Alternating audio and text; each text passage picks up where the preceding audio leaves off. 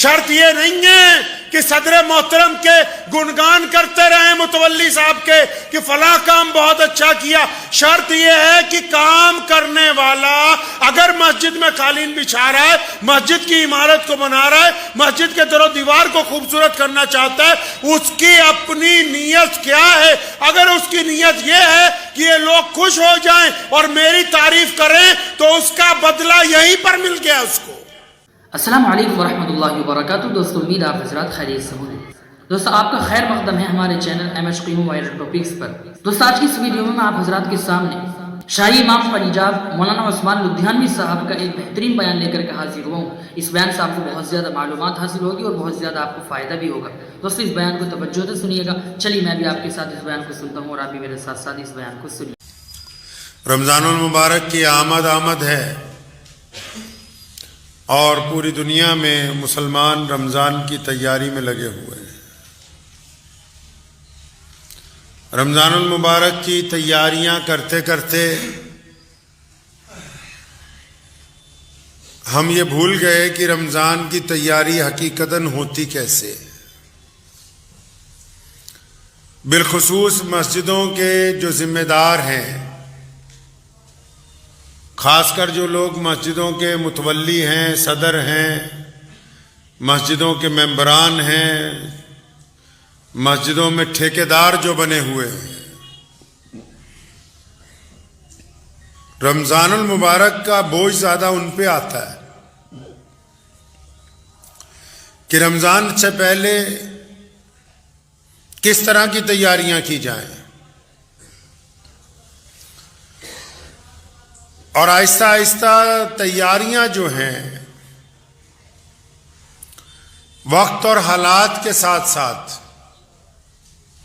اب ایک رسم بن کے رہ گئی. جو اعلیٰ روایتیں پیارے نبی حضرت محمد رسول اللہ صلی اللہ تعالی علیہ وسلم نے ہمیں عطا فرمائی وہ نہیں ہیں. کچھ رسمیں ہیں جن کو نبھا رہے ہیں، ٹھیک ہے، ہر سال رنگ روگن کروانا ہے، کوئی صفائی ستھرائی ہونی چاہیے، عمارت کی کچھ مرمت ہو جائے، کچھ نئی چیزیں خرید لی جائیں، پرانی ہٹا دی جائیں. چند رسمیں رہ گئیں جو کہ صرف ظاہری ضرورتوں کے اوپر ٹکی ہوئی ہیں. اور جو اعلیٰ روایتیں پیارے نبی حضرت محمد رسول اللہ صلی اللہ تعالی علیہ وسلم نے عطا فرمائی ان سے بے خبر ہے. انسان ویسے وہی ہوتا ہے جس کا دل زندہ ہو. لوگ تو بہت ہیں دنیا میں، ان اربوں لوگوں میں، کروڑوں لوگوں میں پہچانے وہ جاتے ہیں جن کا دل زندہ ہوتا ہے. جو مردہ دل لوگ ہوتے ہیں وہ رسموں کے ذریعے جیتے ہیں کہ کھانا کھانا ایک رسم ہے، سونا ایک رسم ہے، آرام کرنا ایک رسم ہے، گھر والوں کی خدمت کرنا ایک رسم ہے. بس رسمیں ہی نبھاتے نبھاتے ان کا وقت جو ہے وہ گزر جاتا ہے. اور جو لوگ روایتوں پہ عمل کرتے ہیں، اپنے اکابرین کی، اپنے بزرگوں کی اور اپنے نبی علیہ الصلوۃ والسلام کی دی ہوئی روایتوں پر، وہ ہر دن ایک قدم آگے بڑھتے ہیں. ہر دن ایک ایسا کام کرتے ہیں کہ دل کو تسلی ہوتی ہے کہ ہاں ہم نے محمد رسول اللہ صلی اللہ علیہ وسلم کی اتباع کی ہے، ان کی پیروی کی. وہ منفرد نظر آئیں گے دنیا میں. رمضان المبارک کی آمد ہے، مسجدوں پہ خاص کر توجہ ہے کہ مسجدیں بہترین ہو جائیں، آرام دہ ہو جائیں، خوبصورت ہو جائیں.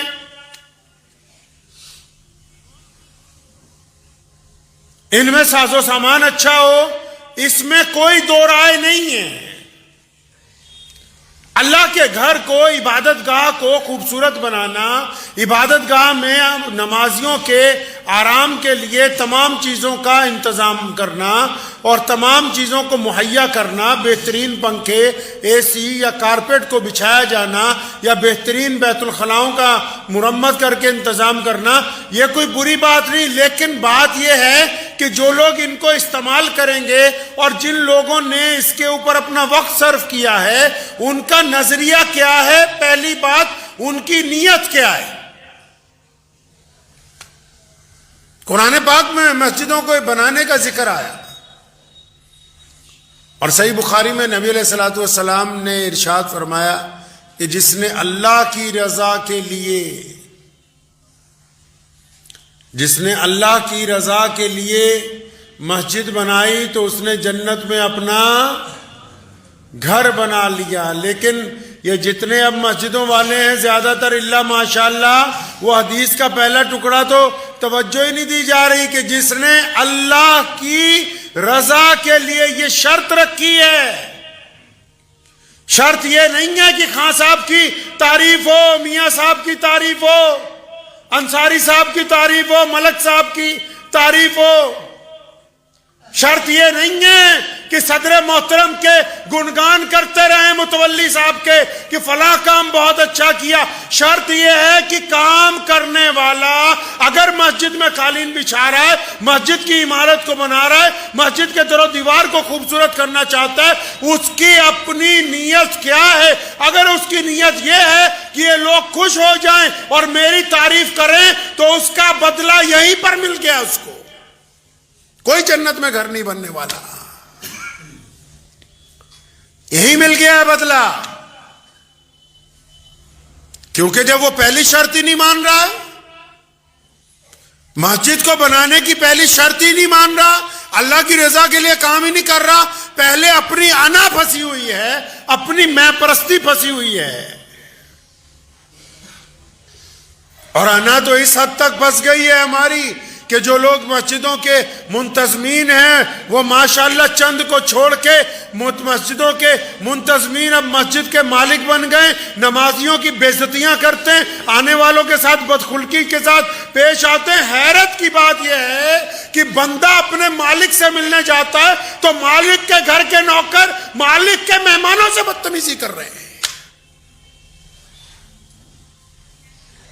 نمازی اپنے مالک کے گھر جا رہا ہے نا، اپنے رب کے گھر جا رہا ہے تو مالک کے نوکر بادشاہ بن گئے اور مالک کے نوکروں سے بدتمیزی کر رہے ہیں، اور پتہ ہی نہیں کہ کرنا کیا ہے، مسجد کا مطلب کیا ہے۔ مسجد تو ایک ماں کی طرح درجہ رکھتی ہے لوگوں کے لیے، مسجد تو بڑی ہی شفقت کا گھر ہے، مسجد تو دوسروں کے صبر اور ہمت کی علامت ہے، مسجد تو لوگوں کو راحت پہنچانے کا ذریعہ ہے، مسجد سے تو پیار اور اتفاق بانٹا جاتا ہے، مسجد سے تو لوگوں کے سروں پر اوڑھنی رکھی جاتی ہے، مسجد سے تو بھوکوں کو کھانا کھلایا جاتا ہے، مسجد سے تو یتیم اور مسکینوں کی خبرگیری کی جاتی ہے، مسجد میں ان پڑھوں کو پڑھایا جاتا ہے، مسجد میں کندھے سے کندھا جوڑ کے اللہ کے حضور کھڑے ہوا جاتا ہے، مسجد سے تو کفر کے سامنے ایک طاقت کا اعلان ہوتا ہے۔ لیکن اب ہماری مسجد ان مسجدوں سے میل ہی نہیں کھاتی جو محمد رسول اللہ صلی اللہ علیہ وسلم کی مسجد ہے۔ ہمارے پاس وہ مسجد ہی نہیں ہے۔ چلیں پیارے نبی علیہ الصلوۃ والسلام کی مسجد میں، آج بھی اور تب بھی جب نبی علیہ الصلوۃ والسلام نے مسجد نبوی کی تعمیر کی، کیا ہوا؟ یہ کوئی بڑی بات نہیں ہے کہ مساجد کی تعمیر کے دوران، مساجد کی انتظامیہ کے دوران ایک دو بندوں میں نوک جھونک ہو جائے، لیکن بڑی بات یہ ہے کہ ان کے درمیان بھی پیار ہونا چاہیے، محبت ہونی چاہیے۔ سیدنا بلال رضی اللہ تعالیٰ عنہ فرماتے ہیں مسجد نبوی کی تعمیر جب ہم نے شروع کی، اللہ کے نبی علیہ السلام نے اعلان کر دیا، جگہ خرید لی گئی، فرماتے ہم سب کام پہ لگ گئے تو میں 3-4 پتھر اکٹھے اٹھا کے لا رہا تھا، اور میرے دل میں آیا کہ اللہ نے مجھے بڑی توفیق دی، ہمت دی کہ میں 4 پتھر ایک ساتھ اٹھا رہا ہوں، تو اتنی دیر میں کہتے ہیں کہ میری نگاہ پیارے پیغمبر جناب محمد رسول اللہ صلی اللہ علیہ وسلم پر پڑی، تو آپ صلی اللہ علیہ وسلم 5 پتھر اٹھا کے لا رہے تھے۔ ہے ایسے کوئی مسجد کے منتظمین جو آج کی تاریخ میں خود چٹائی بچھاتے ہو؟ ہے کوئی ایسے صدر صاحب جو مسجد کی ٹوائلٹ کو خود صاف کرتے ہوں؟ ملا کوئی ایسا ٹرسٹی جو ہاتھ میں پوچھا لے کے لگا ہوا ہو؟ پیارے پیغمبر خود پتھر اٹھا رہے ہیں، اور مسجد کی تعمیر کے دوران اگر کوئی بات ہو جاتی، جس طرح عام ہم لوگ کرتے ہیں، ایک موقع پر کوئی بات ہوئی تو نبی علیہ السلام نے فرمایا حضرت علی رضی اللہ تعالیٰ عنہ سے، علی یہ ہم نے عمار بن یاسر کو خوش کرنا ہے یار۔ مسجد نبوی بنائی گئی، اصحاب صفہ کا چبوترا درمیان میں بنا دیا۔ لوگوں نے پوچھا یا رسول اللہ یہاں کیا ہوگا؟ فرمایا جو مسکین ہے، جو یتیم ہے، جن کا کوئی سہارا نہیں ہے، جن کو کوئی پوچھتا نہیں ہے، جن کو کوئی کھانا کھلانے والا نہیں ہے، جن کو کوئی کپڑے دینے والا نہیں ہے، جن کے سر پر چھت نہیں ہے، جن کو کوئی تعلیم نہیں دے سکتا، جن کو کوئی پڑھنے نہیں دیتا، وہ لوگ یہاں رہیں گے، ہم ان کو پڑھائیں گے، ان کو کھلائیں گے، ان کو اچھے کپڑے دیں گے، ان کے سر پر چھت ہوگی۔ یہ مسجد نبوی صلی اللہ علیہ وسلم ہے۔ یہ تو بولے کہ اگر سفیر بھی آ جائے نا تو ٹرسٹی کہتا ہے مسجد میں نہیں آرام کر سکتا، مسجد میں نہیں کر سکتا آرام، یہ تو صرف نماز پڑھنے کے لیے بنائی ہے۔ محمد رسول اللہ صلی اللہ علیہ وسلم نے، قرآن پاک نے خود سورہ توبہ میں بار بار اس کا ذکر کیا کہ یہ جو نمازیں ہیں، یہ جو رکوع ہیں، یہ جو سجدے ہیں، یہ اتفاق کے لیے مسجد میں قائم کیے گئے تاکہ تم ایک دوسرے کے کندھے سے کندھا ملا کے اپنے رب کے حضور جھکو۔ مسجد تو محبت کی علامت ہے جو محلے میں رہنے والے لوگوں کو آپس میں جوڑتی ہے۔ جب وہ کندھے سے کندھا ملا کے کھڑے ہوتے ہیں تو ان کے دلوں میں سے نفرت ختم ہوتی ہے، برادری واد ختم ہوتا ہے، چھوت چھوت ختم ہوتی ہے، انصاف درمیان میں آتا ہے، خلوص درمیان میں آتا ہے۔ اگر یہ کندھے سے کندھا ملانے کے باوجود بھی آپس میں دلوں میں نفرت ہے تو جماعت ابھی اپنے معراج تک نہیں پہنچی۔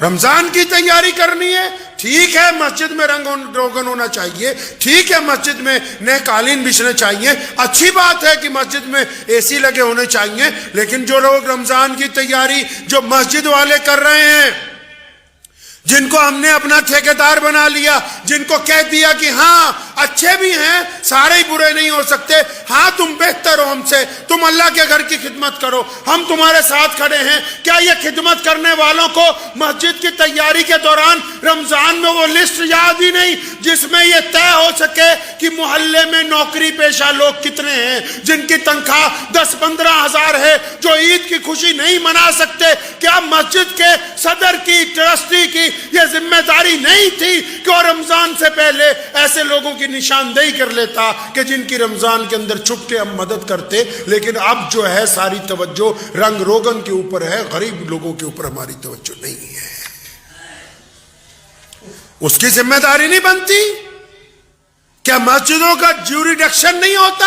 کیا مسجدوں کی حدود نہیں طے کی اللہ تبارک و تعالیٰ نے کہ تمہارے دائیں طرف کون ہے، بائیں طرف کون ہے، آگے کون ہے، پیچھے کون ہے، کون کھا رہا ہے، کون بھوکا ہے، کون مسلمان ہو یا غیر مسلم ہو؟ یہ طے نہیں کیا مسجد کے ذمہ داروں کو کہ آؤ نکل کے دیکھو تو صحیح کہ تمہارے آس پڑوس میں کتنے لوگ بھوکے ہیں جن کو رمضان میں تمہاری ضرورت ہوگی؟ تم ان بھوکوں کی تو بات ہی نہیں کرتے رمضان سے پہلے اپنے پاس بیٹھ کے۔ کیسے بھول جاتے ہو رمضان کی تیاری میں کہ ان لوگوں کی فہرست بھی بنانی ہے کہ جو لوگ تعلیم حاصل کر رہے ہیں لیکن ان کے پاس پیسہ نہیں ہے، وہ تعلیم نہ حاصل کر کے کہیں چائے کے برتن دھو رہے ہیں۔ کیسے بھول گئے ان بچوں کو جو تمہاری مسجد کے محلے میں رہنے والے ہیں، جن کے گھر میں کھانا نہیں ہے، جو تمہاری افطاری کی خالی پلیٹوں کو چن کے وہ سامان گھر کو لے جاتے ہیں؟ تو تمہاری غیرت کہاں مر گئی؟ کس نے تمہیں ان مسجدوں کا ذمہ دار بنایا جو اپنے آس پاس رہنے والے یتیموں کی خبر گیری نہیں رکھ سکتے ہو؟ کیا کہا محمد رسول اللہ نے؟ سیدنا بلال سے بار بار پوچھتے ابھی کھانا کھانا ہے، رسول اللہ بار بار بلال سے پوچھتے کہ سامنے والوں نے کھایا ہے؟ اصحاب صفہ نے کھانا کھایا, دائیں طرف والوں نے کھانا کھایا, جو قیدی بند ہے انہوں نے کھانا کھایا. محمد الرسول اللہ نے بار بار ان کو سمجھایا کہ مسجد میں بیٹھ کے کرنا کیا ہے. اس مسجد کی بات ہی نہیں کرتے جو محمد الرسول اللہ کی مسجد. 63 سالہ زندگی ہے رسول اللہ کی. 63 سال کی زندگی کو اگر ناپنے جاؤ گے نا تو رسول اللہ کی 3/3 زندگی ساری کی ساری یا تو جب مکے میں تھے بیت اللہ میں گزری, مدینے میں تھے تو مسجد نبوی میں گزری. سارے فیصلے, ساری حکمتیں, ساری محبتیں, سارے اعلان, سارے گورنروں کی تقرریاں, غریبوں مسکینوں کی خبر گیری, سب کچھ اگر کہیں ہوا ہے تو مسجد نبوی میں بیٹھ کر کیا ہے. وہ مسجد کہاں گئی کہ مسجد والوں نے سال کا حساب لگانے کے لیے بیٹھ گئے کہ اچھا سال میں کتنے پیسے آئے کتنے گئے. یہ حساب کس نے لگانا تھا کہ سال میں ہم کتنے بچوں کو پڑھا سکے, کتنے بچوں کی ہم نے ٹیوشن کی فیس دے دی, کتنے بچے ہیں جن کو اسکول میں ہم لوگ وردیاں دیتے رہے, کتنے بچے ہیں جن کو ہم نے MBA IPS IAS کی ڈگری کرنے کے لیے ہم نے خرچ اٹھایا, کتنے بچے ہیں جن کی ماؤں کی پیچھے سے ہم خبر گیری کرتے رہے. ارے کتنے ایسے لوگ ہیں سارا سال مسجد نے جن کی یتیمی کو چھپا کر ان کا ساتھ دیا. کوئی حساب ہی نہیں تمہارے پاس کیونکہ توجہ ہے ہی نہیں اس طرف جو محمد الرسول اللہ صلی اللہ علیہ وسلم نے مسجد بنا کے دی ہے. ہم تو اس بات پر دستے گریبان ہیں کہ جلدی تراویحاں کہاں ہو جائیں, اور بعض لوگ تو اس حد تک گر گئے نیچے کہ ہمارے گھر میں ہی تراویح کروا دو, ہماری چھت پہ ہی کرا دو, 3 دن کی تراویح کرا دو. کس جگہ لکھا ہے اسلام میں کہ قرآن کی سودے بازیاں کرتے رہو؟ کوئی غیر مسلم قرآن کو کچھ کہہ دے وہ بیلا کھڑا ہے اور خود قرآن پاک کی بے حرمتی کرتے رہو, کوئی پوچھنے والا نہیں,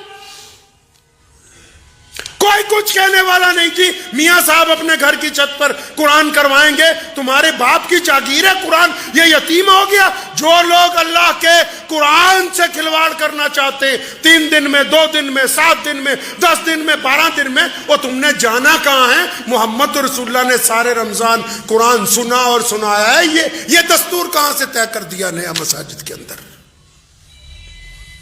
اس اسلام کی بات کیوں نہیں کرتے جو محمد رسول اللہ نے عطا فرمایا؟ جس اسلام کی مسجدوں کے دروازے لوگوں کے لیے, ارے غیر مسلموں نے آ کے سوال کیا مسجد نبوی میں, مسلمانوں نے نہیں. پڑھو امام بخاری کو, غیر مسلموں نے سوال کیا یا رسول اللہ کھانا چاہیے, پیارے پیغمبر کے پیٹ پر پتھر بندھے, کیوں؟ قحط پڑا ہوا کھانا نہیں ہے. اس کو بھی پتہ ہے مانگنے والے کو مدینے میں کھانا نہیں ہے, لیکن اس کا ایمان ہے کہ رسول اللہ کے در پر کوئی چلا جائے گا تو خالی واپس نہیں آئے گا. تم سائل تمہارے دروازے پہ آتا ہے اکڑ جاتے ہو. محمد رسول اللہ کے دروازے پہ سائل آیا, رسول اللہ کے پتھر بندھے ہوئے ہیں, پھر بھی اپنے صحابہ کے جھرمٹ کو کہا کون ہے جو اس کو کھانا کھلائے, میں جنت میں اعلیٰ کھانے کا وعدہ کرتا ہوں. فوراً کھانا لا کے پیش کیا گیا. غیر مسلم آتا ہے یا رسول اللہ کپڑے چاہیے, میرے پاس لباس پورا نہیں ہے, کیونکہ اس کا بھی ایمان ہے کہ رسول اللہ کے دروازے پر جاؤں گا تو ننگوں کو کپڑا دیا جائے گا. محمد رسول اللہ ان کو کپڑے دیتے. ایک غیر مسلم آ کے سوال کرتا ہے یا رسول اللہ مجھے سواری چاہیے, میں مسافر ہوں, میرے پاس سواری نہیں ہے. نبی علیہ السلام اس کو سواری دیتے ہیں. اور یہ جب مسجد ہم نے بنائی اس میں تو کسی کو ایک لمحہ فالتو پنکھا چلانے کی اجازت نہیں ہے. کیا وہ اس مسجد سے میل کھا رہی جو محمد رسول اللہ نے عطا کی ہے؟ ہوتے کون ہو اکڑنے والے نمازیوں کے ساتھ؟ یہ اختیار دیا کس نے کہ سائل کے ساتھ مسجد کا متولی, مسجد کا ٹرسٹی, مسجد کا صدر کسی مانگنے والے سے بدتمیزی کر جائے؟ یہ اختیار تمہیں دیا کس نے؟ اللہ کے گھر کے خادم ہو تو پھر خادموں والا رویہ ہونا چاہیے, اللہ کے گھر کے نوکر ہو تو پھر نوکروں والی تمیز ہونی چاہیے. یہ روش آئی کہاں سے؟ کہا کس نے کہ اس طریقے کے ساتھ تم انسانوں سے وتیرہ کرو؟ جی رمضان آ رہا ہے، رمضان آ رہا ہے، رمضان آ رہا ہے، وہ ٹھیک ہے رمضان آ رہا ہے، کچھ اپنی توبہ بھی تو کر لو کہ آج کے بعد میں کڑوا نہیں بولوں گا، آج کے بعد میں بدتمیزی نہیں کروں گا، آج کے بعد آنے والوں سے گندی نگاہ سے نہیں دیکھوں گا، آج کے بعد کسی بیٹی کے اوپر گندی نگاہ نہیں ڈالوں گا، آج کے بعد کسی کو دھکا نہیں ماروں گا، آج کے بعد کسی کا دل نہیں توڑوں گا۔ کون سی تیاری ہے رمضان کی؟ اگر رنگ روغن کا نام تیاری ہے تو رنگ روغن پوری دنیا کے لوگ کر رہے ہیں، پوری دنیا کے لوگوں نے بڑی بڑی عمارتیں بنا لی، لیکن بیت اللہ کے مقابلے کی عمارت آج تک کوئی تعمیر نہیں کر سکا۔ کیوں؟ کیونکہ جب بندہ اللہ کے گھر میں جاتا ہے نا تو اس کا دل، اس کی روح خدا کے گھر کو دیکھ کے پشماندہ ہو جاتی ہے، آنسو جاری ہو جاتے ہیں، اپنے رب سے معافی مانگتا ہے۔ مسجد تو بنی اسی لیے تھی کہ پریشان حال لوگ آئیں گے، دکھ درد والے آئیں گے، ایک ساتھ نماز پڑھیں گے، کسی کی کوئی پریشانی ہوگی، تکلیف ہوگی، ایک دوسرے کو اپنی تکلیف بتائیں گے، کچھ نہ کچھ ایک دوسرے کے کندھے سے کندھا ملائیں گے، کچھ روایتیں ہی باقی نہیں رہی۔ نبی علیہ الصلوۃ والسلام رمضان میں فیاض ہیں، رمضان المبارک میں بے انتہا نچھاور کر رہے ہیں دولت، اور نبی علیہ الصلوۃ والسلام کے جو امت کے لوگ ہیں جن کو رسول اللہ نے اپنا وارث بنایا، جن کے ذمہ اسلام پکڑایا، جن کو دین پہنچایا گیا، ان کو پتہ ہی نہیں کہ رسول اللہ صلی اللہ علیہ وسلم کی مسجد کیسی ہونی چاہیے۔ لکھ لیجئے دل کی تختی پر، مسجدوں کے ذمہ داروں کے لیے ضروری ہے، پہلا فرض ہے ان کا عاجزی اور انکساری۔ اگر وہ فرعون کی طرح بولتے ہیں تو پھر وہ اللہ اور اس کے رسول کے گھر کے خادم نہیں ہیں، وہ قابض ہیں اس جگہ پر، ان کو کوئی اختیار نہیں ہے کہ وہ مسلمانوں کے سامنے کھڑے۔ اگر ان کا لہجہ فرعون کی طرح ہے، پہلی شرط ہے رسول اللہ کی مسجد کی خادم کی، پہلی شرط یہ ہے کہ وہ عاجزی والا ہو، انکساری والا ہو، صبر والا ہو، حکمت والا ہو، سننے والا ہو، جواب دینے والا نہیں ہو۔ اور پھر اس کی ذمہ داری بنتی ہے کہ وہ اپنی مسجد کے چاروں طرف دھیان رکھے کہ کتنی بیوائیں رہتی ہیں، چاہے وہ مسلمان ہیں یا نہیں ہیں۔ اگر کوئی غریب ہے تو اس کا حق ہم کو ادا کرنا ہے، ہمیں محمد رسول اللہ نے اسلام کی دولت ادا کی ہے۔ اگر ہمارا پڑوسی ہم سے پریشان ہے، اگر پڑوسی بھوکا ہے اور ہم بہترین کھانا کھا رہے ہیں تو ہم ایمان کے اس درجے تک نہیں پہنچے جو اللہ کو پسند ہے۔ اب مسجدیں، رمضان شریف آ رہا ہے، مسجدوں میں آپ دیکھیں گے کہ اکثر لوگ چندہ کرنے کے لیے آئیں گے تو میرے دادا محترم حضرت مولانا مفتی محمد احمد لدھیانوی رحمۃ اللہ علیہ ہمیں سمجھایا کرتے تھے، میرے والد بھی شیخ اسلام مولانا حبیب الرحمن لدھیانوی رحمۃ اللہ علیہ، اکثر ایک لوگ بار بار آتے تھے، الحمدللہ اب بھی یہ سلسلہ ہے، بار بار آتے ہیں۔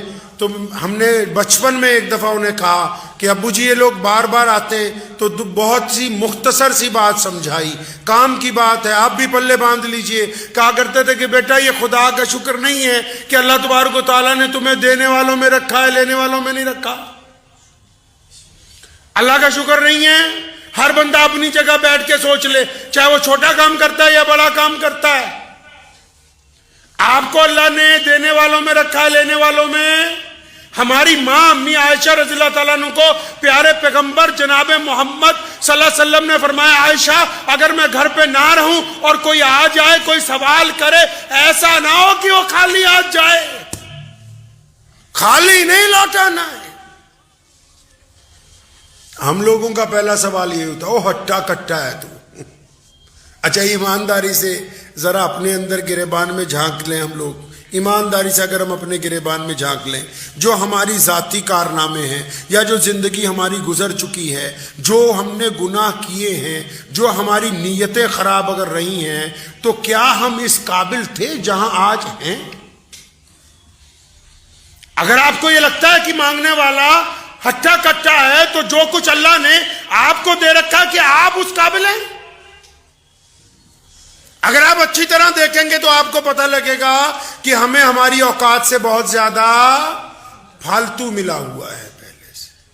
تو پہلی بات تو یہ کہ اگر کوئی رمضان میں مانگنے والا آ جائے تو اس کو انکار نہیں کرنا، غیر رمضان میں بھی آ جائے تو انکار نہیں کرنا، یہ رسول اللہ کی سنت ہے۔ دوسرا، پھر مسجدوں میں اب کون لوگ آئیں گے؟ اب مسجدوں میں رمضان کے دوران مدرسے والے آئیں گے، مسجدوں والے آئیں گے۔ اب ایک اور بات ذہن نشین کر لیجئے کہ اپنے لیے مانگنا پھر بھی کمال کی بات ہے، مدرسے کے لیے مسجد کے لیے مانگنا اور بے عزتی برداشت کرنا اس سے زیادہ خطرناک بات ہے۔ یہ ہر بندے کے بس کی بات ہے نہیں کہ وہ رب کے گھر کے لیے بھی سوال کرے اور ان مدارس کے لیے بھی سوال کرے، اور پھر سامنے والا کوئی بھی ذمہ دار ہو وہ اس کے ساتھ بدتمیزی کرے، تو یہ نہایت شرم کی بات۔ کیونکہ جو سامنے آ رہا ہے کسی درسگاہ کے لیے، کسی مدرسے کے لیے، کسی مسجد کے لیے، وہ تو بڑی ہمت کے ساتھ، استقامت کے ساتھ، بڑی نیک نیتی کے ساتھ آپ تک پہنچ رہا ہے۔ آپ کی ذمہ داری بنتی ہے کہ جو سفیر آئیں تو ان کے ساتھ بدخلقی کے ساتھ بالکل بھی پیش نہ آئے، ان کا احترام کریں، ان کی بھی عزت کریں۔ ہو سکے تو جس مدرسے سے وہ آئیں، جس مسجد سے آئیں، ان کو بھی دیں، اور علیحدہ سے کچھ ان کو ویسے ہدیہ دیں کہ بھائی تم دین کی خدمت کر رہے ہو، یہ تمہارے لیے بڑی بات ہے۔ اب اس کے بیچ بیچ میں ایک مسئلہ اور یہ بھی ہے کہ بہت سارے لوگ جو ہیں وہ دین کے نام پر ڈاکہ ڈال رہے ہیں مسلمانوں کی جیبوں پر، ان کا کیا کریں؟ یہ تو درست ہے جو لوگ مسجد مدارس کے لیے آ رہے ہیں وہ بڑی نیک نیتی کے ساتھ آ رہے ہیں، لیکن ان کے ہی بہروپ میں چھپے ہوئے چند ڈاکو ایسے ہیں جو کسی مسجد کی طرف سے نہیں، پنجاب کے نام پہ تو آج کل ہول سیل میں، جو کسی مدرسے کی طرف سے نہیں ہیں۔ تو مجھے ایک صاحب نے 2-3 سفیر جو ہے وہ ڈپلیکیٹ پتے پکڑے، انہوں نے تو تصویر بھیجی، بڑی لمبی شمبی داڑھی، پورے شیخ بنے ہوئے، تو مجھے انہوں نے کہا دیکھو جی یہ ملا جی ہیں۔ میں کہا یہ ملا جی نہیں ہے بھائی، کوئی مولوی ملا غلط کام نہیں کرتا، کچھ ڈاکوؤں نے داڑھی رکھ لی ہوتی ہے، وہ ڈاکو غلط کام کرتے ہیں۔ اگر کوئی ایسا بندہ جو رب رسول کے نام پر جھوٹ بول کے آپ کو دھوکہ دے رہا ہو، پھر اس کے خلاف قانون کی کارروائی ہونا دستوری عمل ہے۔ اگر اس کو اصلیت سامنے آنے کے بعد بھی آپ چھوڑ دیں گے تو آپ بھی اللہ اور اس کے رسول کے دشمن ہوں گے۔ کم از کم یہ تو ہو کہ جن جگہ، جن ایمانداری کے ساتھ جن اداروں کو ہم رقم پہنچانا چاہتے ہیں وہاں تک مکمل پہنچنی چاہیے۔ تو اس بات کو ذہن نشین کر لیجئے کہ چند غلط لوگوں کے چکر میں ساروں کی بے عزتی مت کرنے لگیے گا جب تک تصدیق نہ ہو۔ اور آج کل تو بہت آسان ہے، جو بھی کوئی آئے اس کو اپنے علاقے کے کسی بڑے مولوی کا لکھا نہیں ہے تو سیدھی ویڈیو کال کر کے بھائی اپنا مدرسہ مسجد دکھا دو، اللہ اللہ خیر صلی اللہ 2 منٹ کا کام ہے، مکمل ہو جائے۔ دوستو امید ہے شاہی امام پنجاب مولانا عثمان لدھیانوی صاحب کا یہ بیان آپ کو ضرور پسند آیا ہوگا۔ بیان پسند آیا ہو تو ویڈیو کو لائک، شیئر اور چینل کو سبسکرائب کرنا بالکل نہ بھولیے گا۔ چلیے ملتے ہیں کسی اور ویڈیو میں۔ والسلام علیکم ورحمۃ اللہ وبرکاتہ۔